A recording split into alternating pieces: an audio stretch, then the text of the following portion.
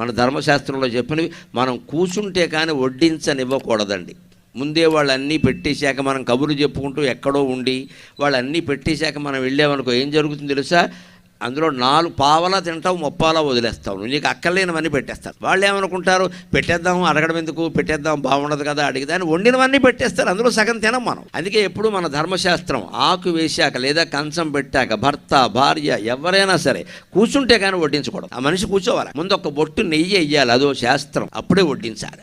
ముందు అన్నం వడ్డించకూడదు. కూరో పచ్చడో పప్పు వడ్డించాలి. ఎందుకంటే తద్దినాలు పెట్టినప్పుడు ముందు అన్నం వడ్డిస్తారు. దానికి దీనికి కొంచెం తేడా ఉండాలి కదా. ఇలాగ అన్నం పట్టుకొచ్చి అన్నం పెట్టకూడదు. ఎందుకంటే నువ్వు వండిన కూరలు ఏవో వేస్తే అందులో ఎంత అన్నం ఉండాలో వాడికి తెలుస్తుంది. అక్కడ నువ్వు అన్నం పెట్టేస్తే అలాగా కూర ఉంటుందో చెప్పు, ఆ కూర వాడికి ఇష్టం లేకపోతే అన్నం తిండం. అందుకని కూర పచ్చడి పప్పు లాంటివి వేస్తే అప్పుడు ఇందులోకి ఎంత అన్నం కలుపుకోవాలో ఆయనకి తెలుస్తుంది, అడుగుతాడు. అందుకని ఆడ మగ ఎవరైనా సరే మన ఇంటికి వచ్చిన కూర్చోమనాలి ముందు.